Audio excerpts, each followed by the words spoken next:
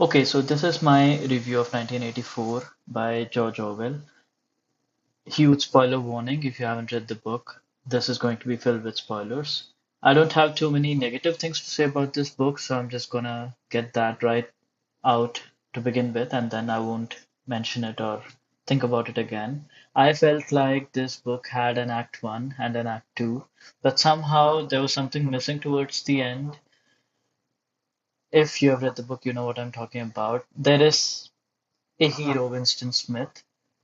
So Act One is setting up the universe, setting up the characters, setting up Big Brother as the big bad villain who is destroying the world.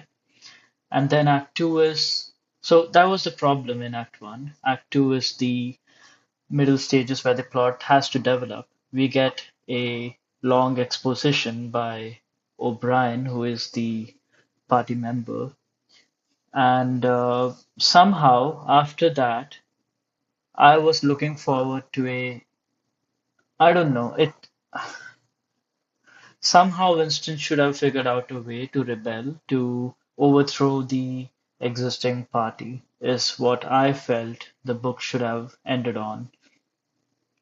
I know this isn't a movie, we aren't living in a fantasy world where there is happy endings and everyone comes out for the better, but as as a story, I'm looking to some arc that gives me closure, and it just felt like the author just didn't want to give us that satisfaction of having a lone wolf, a single hero against all odds, overcoming all odds, and getting the victory for himself and the proles.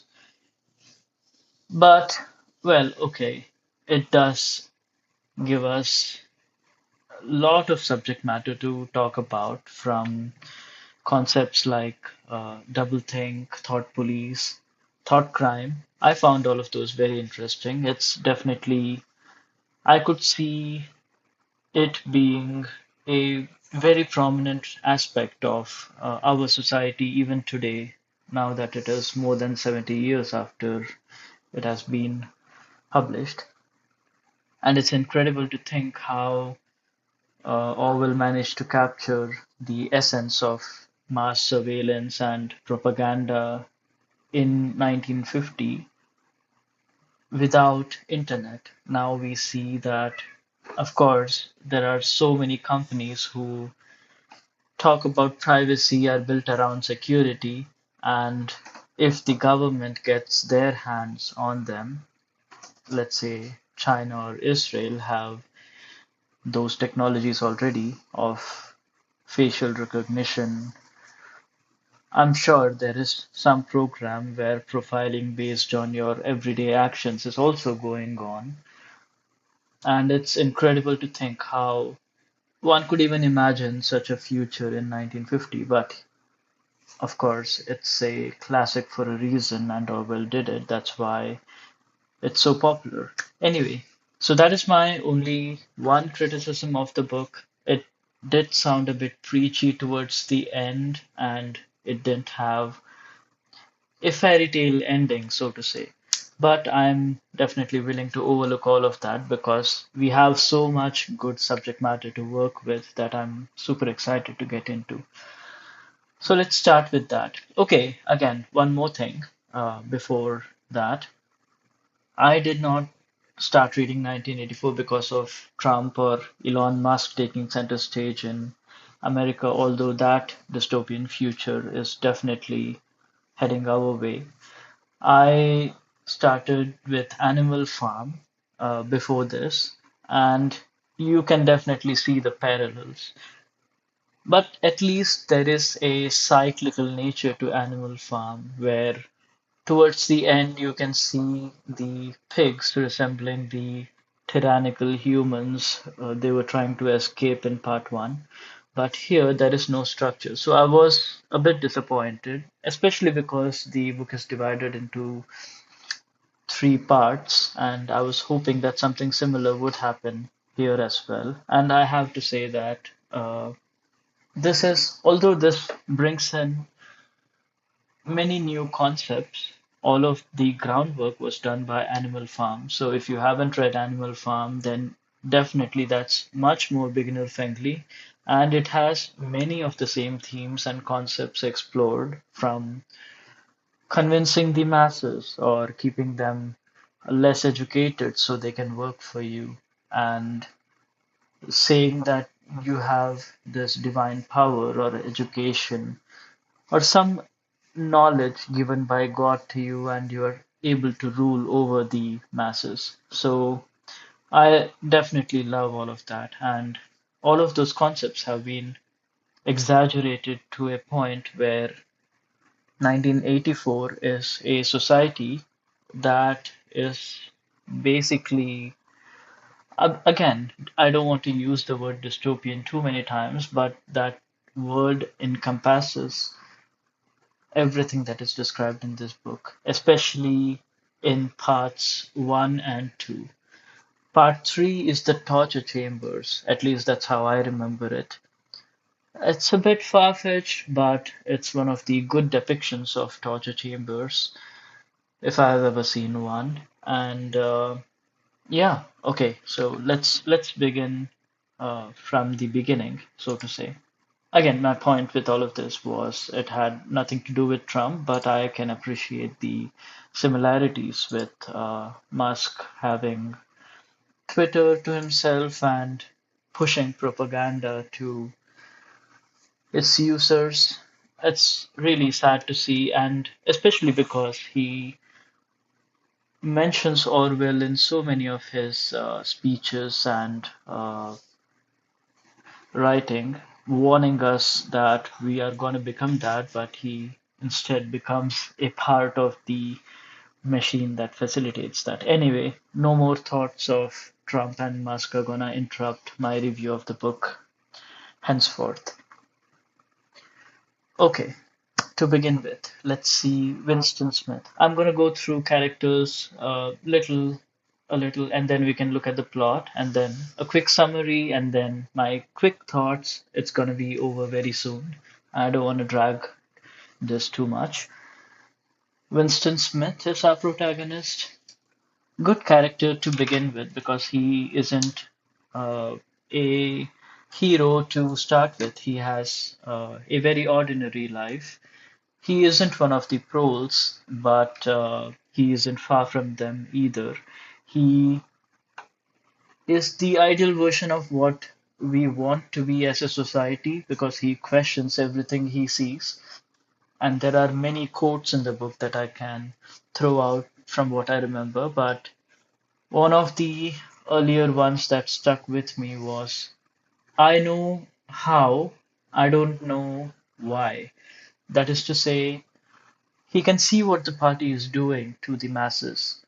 They want obedience, they want workers, but he isn't sure to what end the party is doing that. There are many examples given throughout the book of Nazi Germany and communist Russia and how those regimes failed and how the party is reinventing itself to avoid the mistakes of those governments. Anyway, this is about Winston. So he starts off as practically a nobody with some work, and then he tries to rebel, is the easiest way I can put it. He questions everything he sees. He doesn't believe in propaganda, or at least in the beginning. And he falls in love with our second character that I want to talk about, Julia. I, in fact, do not remember much of Winston's life before Julia. I always club the two of them together, but he has had a tough childhood. There is this one scene that's also shown in the movie of him stealing chocolate from his mother and little sister, who was just an infant at that time, and running away. That really encapsulates again how dire the situation was in those times. And it wasn't even real chocolate to begin with. So tough times, tough childhood.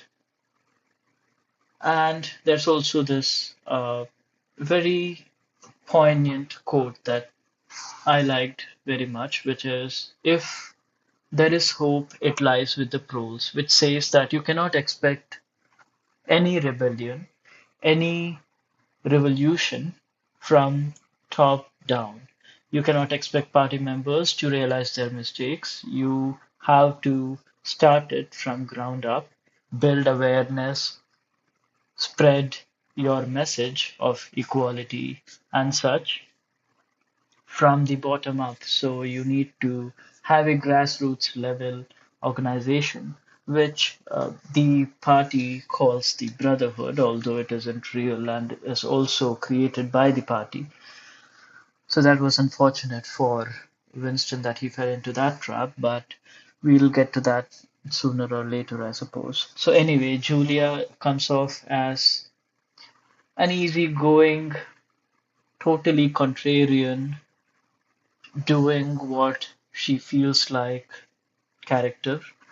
She is the perfect match for Winston because she echoes a lot of his sentiments, but isn't an extreme version of Winston. She says that she doesn't believe that there is a brotherhood or there is some revolution. So she is at least level headed about what she wants and where she's going.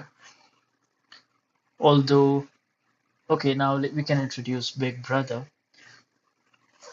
Big Brother is the big bad villain who is watching all the time, any and all actions of every citizen through a telescreen. Everything you say, everything you do is captured in that telescreen.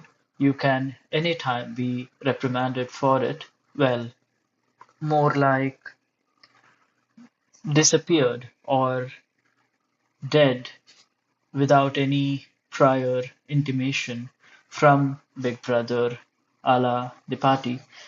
And so he, again, it's portrayed so well because there is no single character who is Big Brother. Big Brother is the party, and he is just a figure that people can love. They don't want to love the party, they don't want to love an idea. You want a leader, so you create Big Brother. Love that idea. I'm sure there are many parallels today. And okay, anyway, for instance, we can skip that example. Sorry about that. Anyway, so Julia and Winston get caught in their treachery and heresy against the party by Big Brother. And the way this is shown is also incredible. They, again, if you haven't watched the movie, I would recommend that as well. It's a very good adaptation of the original work, but it doesn't capture the entire essence. Of course, there are a few differences that the book and the movie make. There are some plot points that are shortened. One thing that I distinctly remember, for example, was okay, two things. First was when Winston meets O'Brien, he and Winston goes with Julia to O'Brien's house, from what I recall at least in the book. And there is an elaborate process by which the book is supposed to reach him. That whole plot point is cut out from the movie, where Winston just goes to O'Brien's office and he hands him the Goldstein's book. Again, something that we can get to when we are talking about the plot. It comes prominently in part two, I believe. Very interesting chapters if you want a quick overview. But okay, so that is Big Brother. He is a very formidable villain who doesn't lose. Even up until the end, he doesn't lose. So that, again, coming back to my earlier criticism of not having the hero win.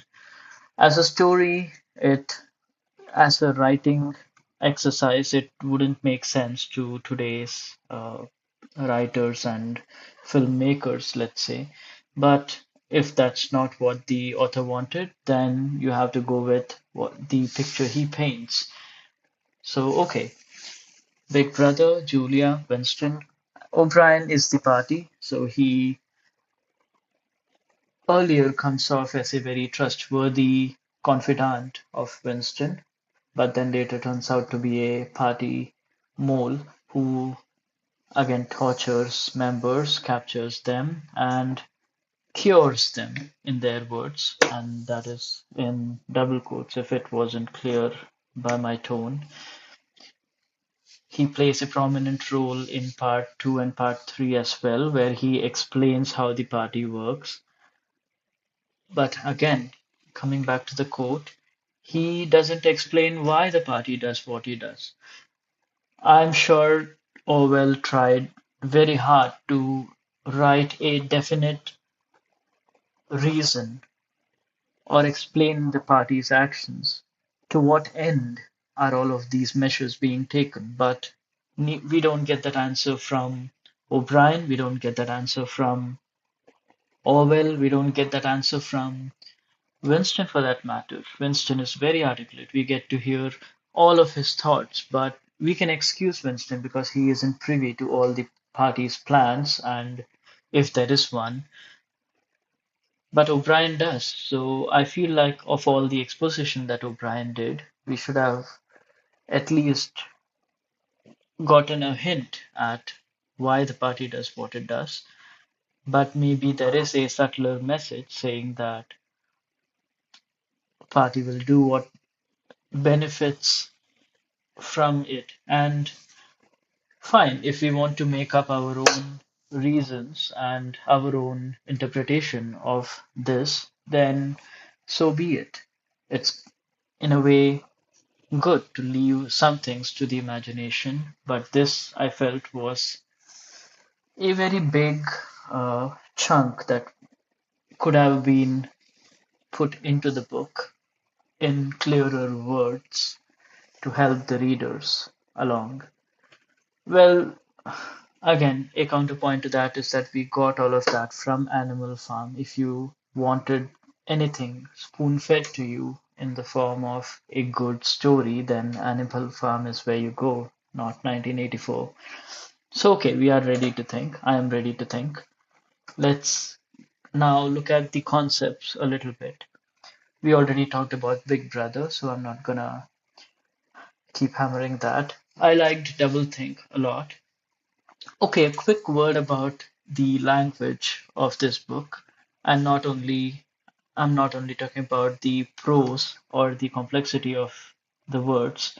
Orwell has this knack of explaining very complex concepts in very simple terms. Again, I keep going back to Animal Farm. It's explained in such a simple manner that anyone, even children, could understand how what the author was trying to say and how what the villains in that book were doing was wrong. Again, very simply put. So that is one part of the language that is kept in 1984 as well. The prose is simple, but what I meant to appreciate was this almost creation of a new language. It's called Newspeak in the book. I'm sure by now there are many interpretations and expanding on the literature on Newspeak, but in the book there are some very specific examples that use words in very particular ways to convey simple meaning. This is again explained in much greater detail in the appendix, so I would really suggest any linguists out there to read the appendix for yourself and see how the language is crafted. But the one thing that I have to mention now is how they use words to dumb down ideas. If you don't have words to express how you feel, it works counteractively as well. You won't get those feelings. If everything in the literature about rebelling against the party or harboring hatred towards Big Brother, if you can encompass all of that into a single word like crime stop, which in itself contains the word stops, indicating to you that any of those thoughts are wrong, then you kill the whole idea. You don't have any nuance to your thoughts because you don't have words to express them. And because you don't have words to express them, you either believe that you have gone insane, or you convince yourself that you have gone insane because those thoughts aren't normal. You cannot express them to anyone, and if you do, you'll be killed. So you again have this Pavlovian effect of refraining from those thoughts. So I really liked how they used that concept. There is old speak versus new speak, and they explain how in old speak there is this prose and literature that was too complex. There was Shakespeare, there was Byron, and you can't have all of those complexities in thought in today's new speak world. And they are dumbing down all of those ideas into simple words so the proles can understand it, so the masses can understand it. And you don't have any complexity in thought. You just become a machine that does what the party wants, thinks what the party wants. Doing that through language was brilliant, and I'm not sure I can find many examples in today's world that match that. So maybe the world is getting worse. Maybe in the future, maybe after 100 years, we would see something pop in to our language that might illustrate that, but I don't see it happening now. Today's dictionary keeps increasing. The Newspeak dictionary keeps decreasing. I think there is a version 10 or version 11 that is supposed to be released in 2050 after all the translations of historical work have been finished. And that is supposed to be smaller, not larger than the current edition. So I find that concept very interesting. There was one more thing about how they use two different words and club them together to convey a simple idea. I like the idea of thought crime.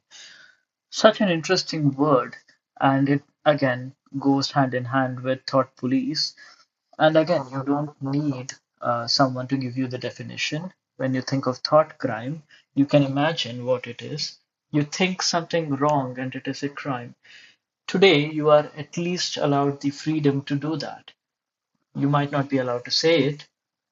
You might be reprimanded for saying you don't like Trump or Elon or any of the rich billionaires who run the world, but you can think it.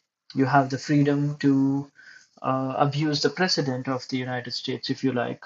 But thought crime nubs that aspect of expression in the bud.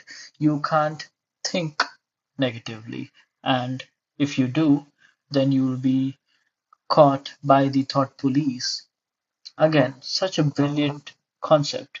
Again, all of these words have filtered into everyday conversation today. If today I say that, what are you, the thought police? Or am I being accused of thought crime? It's common speak now.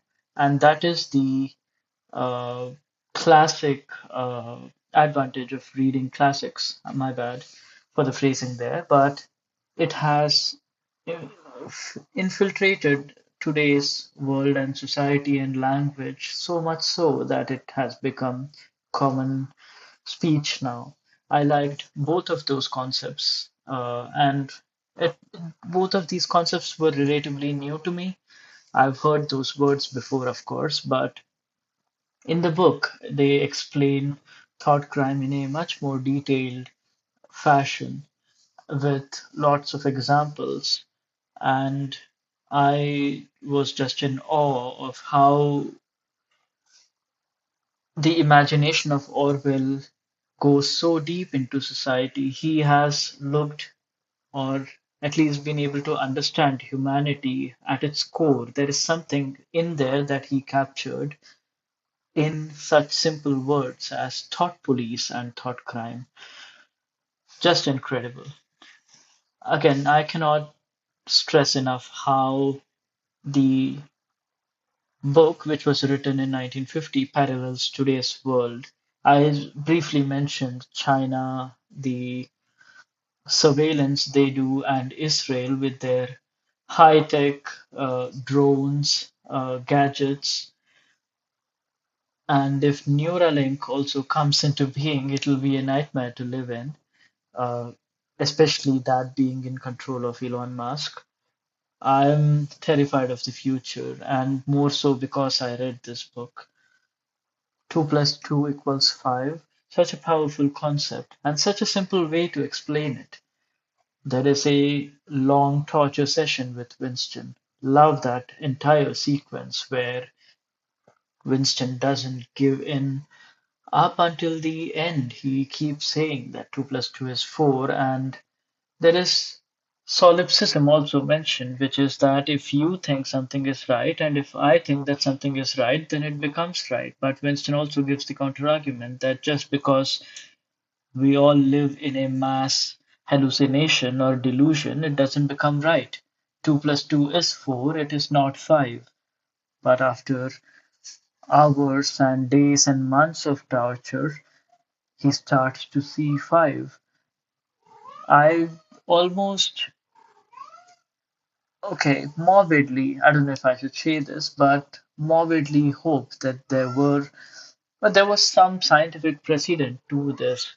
Can you do it? Can you conduct such experiments on humans and make them believe that the fundamentals of what you know to be true are false? How long should the torture go? How deep do you have to cut before the human dies and the thought remains? Is it just a question of free will? Is it a question of what your mind can take, what your body can take? Can your mind hold against your body? Can you really make mind over matter work or mind over body work? Or will you also give in when you are under such intense pressure? Will you also forget that there was a world where you knew some truths to be self evident? Will you forget all of that when you are faced with torture and threats? It's hard to say. I like to, again, maybe I'm living in a sheltered world. I'd like to think that I'd be steadfast. I would rather die than change my views, especially on things that I, for a fact, know as inherently true, like 2 plus 2 is 5 and the sun rises on the east. If you tortured me enough, could you change that in my mind? It's definitely a discussion to be had, and like I said, I morbidly wish there were some experiments conducted, okay, maybe not on humans, but somehow you find a way to test this because I find it very hard to believe that after all that torture, if especially your protagonist is someone like Winston Smith who has endured all of that and still doesn't give in up until the end, is it still possible that he gave in somehow?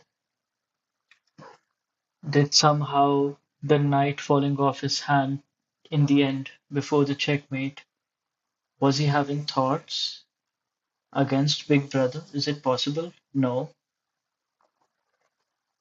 He clearly says that he loves Big Brother now. He starts crying because he was overcome by emotion and he's able to see that this is how life should be. But is there some part of him deep inside that he isn't aware of and he's afraid to show it? And he's afraid that it comes out subconsciously that if he was brave enough or braver, he would display. Is he scared of that person now?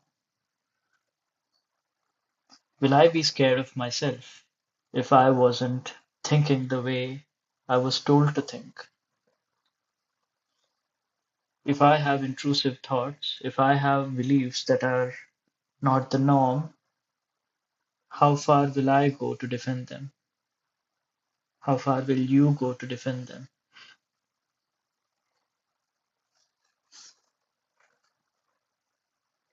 It is thought-provoking. It takes some time to get used to this new reality. Will you will you endure torture to conform to your societal norms?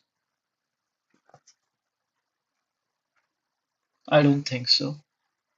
I think I would give in, just like Winston did. So what are we supposed to do with that thought? Are we supposed to accept all the wrongs in the world because the world believes in it? If it's an inherent part of our humanity, are we not supposed to question that? And if we are questioning it and if we are being reprimanded for it, what are we supposed to do?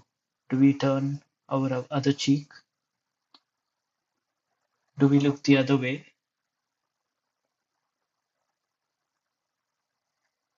These are the questions that Orwell wanted us to think, and we aren't doing it now.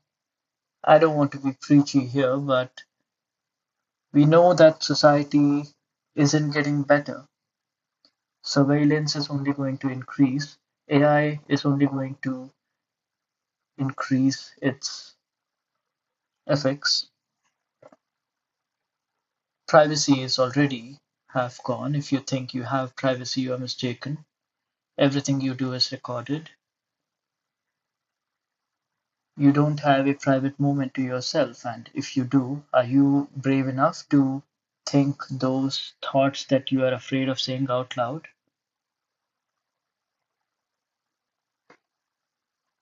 Is there a solution here, or am I rambling too much?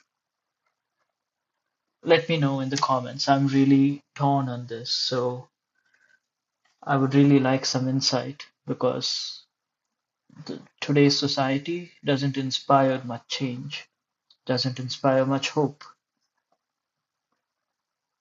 Will this society also give up? Moving on.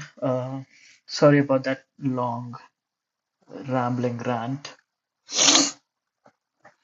Let's see if there's anything else I have to say, and then we can close this out. Uh, there is, okay, I had written one final thing. Winston, on a lighter note, there is a scene in Winston's mind when the torture happens where he says he actually gives us a ideal scenario on how he can rebel against the party, and it definitely needs context and you need to read the book line by line to get to this point, but it comes down to how you hide your thoughts up until the moment that they are going to shoot you. You hide that hatred, you subdue the desire to rebel because the party is trying to kill your thoughts, kill your intrusive thoughts, kill your rebellious thoughts. You hide all of that. And when and only when they decide to kill you with a bullet in those final 10, 20 seconds, you pull out that hatred and you show them that you hate Big Brother or society as it is today, or humanity, if that is what humanity has become. You hold out up until the last moment. Is that the only way to rebel? Is that something that would change anything? I think it would. It would show that they cannot, or at least human brain is not malleable enough to change how you feel. There is this again very poignant moment with Julia where Winston says something to the effect of, if they cannot change how I feel about you, then I've won. But in the end, they do manage to do that. So obviously, Winston lost. We all know that. But if we are able to rebel to that point where we are able to hide our thoughts and hide our true feelings up until the end, is that victory?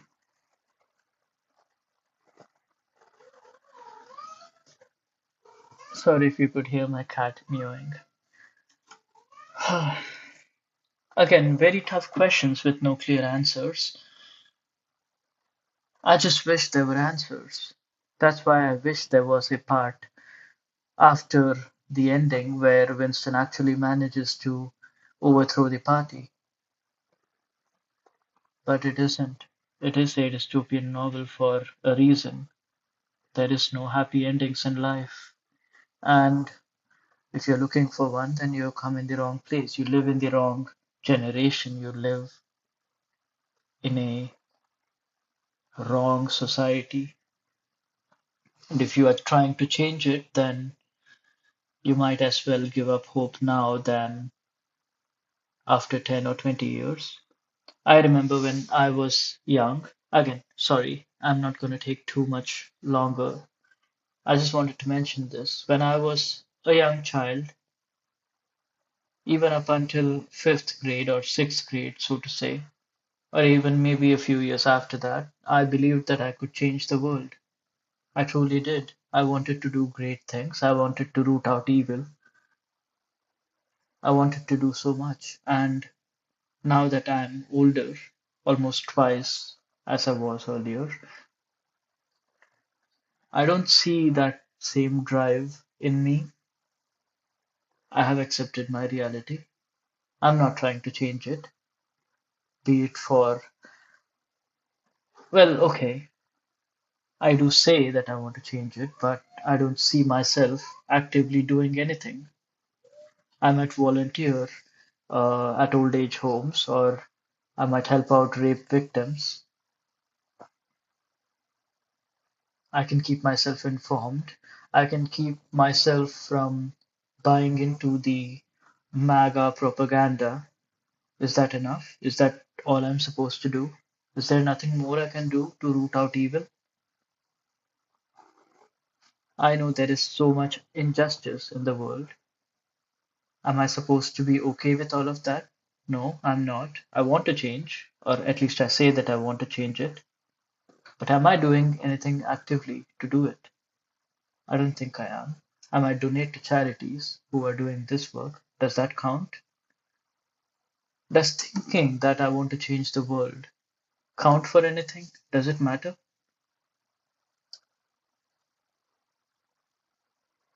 Again, I'm looking for answers. This book has got me thinking on such a deep level that it'll take me quite a while to be okay with the reality that I'm living. It'll definitely change me as a person and my actions as a person going forward. I might help out the homeless more because of the depiction of proles in the book. I know their plight better now.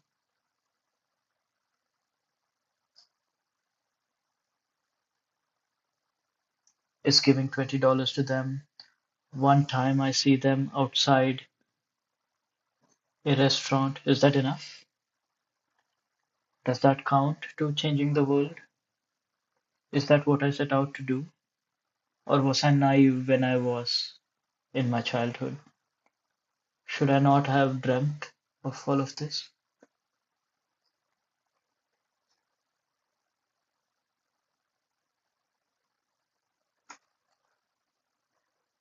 That is my review of 1984.